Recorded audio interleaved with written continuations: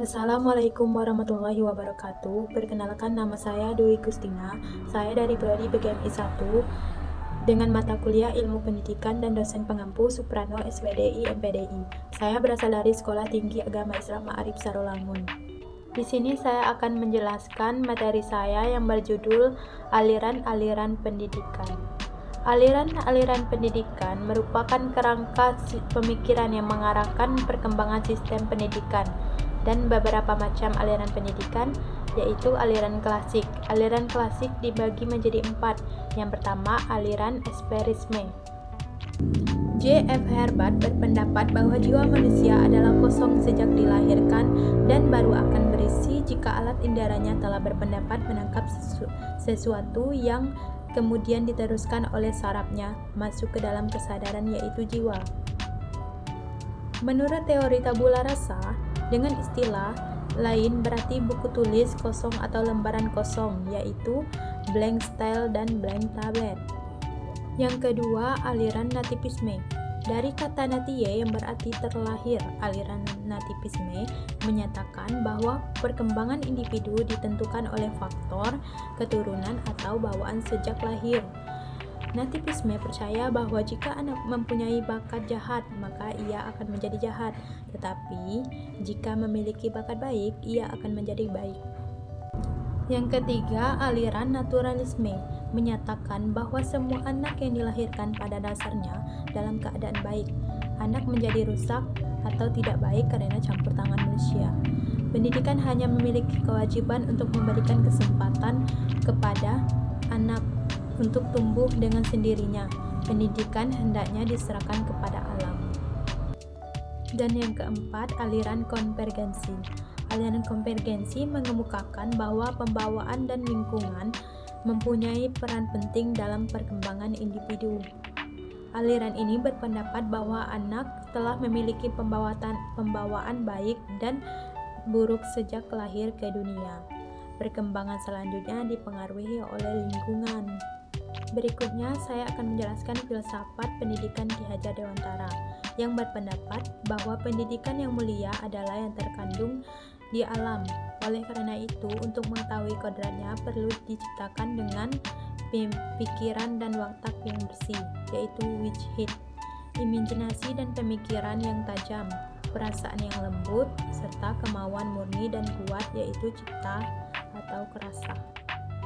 Pendidikan holistik Ki Hajar Dewantara seperti intelektual, yaitu menumbuhkan kemampuan berpikir kritis dan kreatif melalui pembelajaran yang inovatif. Dan ada juga seperti emosional, yaitu mendukung perkembangan emosi yang sehat melalui pendekatan penuh kasih dan perhatian. Dan ada juga seperti fisik, mendorong kesehatan fisik dan kebugaran melalui olahraga dan kegiatan fisik. Dan yang terakhir seperti spiritual, membangun kesadaran spiritual melalui refleksi diri, meditasi, dan pengembangan nilai-nilai kehidupan. Pancadharma. Pancadharma dibagi menjadi 5, yaitu yang pertama, prinsip kemerdekaan, yaitu siswa memiliki kebebasan menggunakan cara apapun untuk memahami sampai proses internalisasi materi yang diajarkan. Dan yang kedua, prinsip alam. Proses pendidikan tidak harus selalu di dalam kelas. Artinya, ketika lebih sering berinteraksi dengan alam, maka internalisasi nilai dapat tercapai secara maksimal. Yang ketiga, prinsip kebudayaan, yaitu lingkup pembelajaran tidak bisa lepas dari budaya, di mana siswa membawa dan memelihara budaya daerah masing-masing. Dengan demikian, siswa akan mendapatkan materi pembelajaran serta nilai-nilai budaya dalam kehidupannya. Yang keempat, prinsip kebangsaan, yaitu asas kebangsaan harus sejalan dengan asas kemanusiaan dan harus menjadi sifat, bentuk dan perilaku manusia yang nyata, karena asas kebangsaan tidak dibenarkan menimbulkan permusuhan terhadap negara lain. Dan yang terakhir, prinsip kemanusiaan. Asas ini merupakan pengabdian manusia yang timbul dari keluhuran akal. Sistem Among.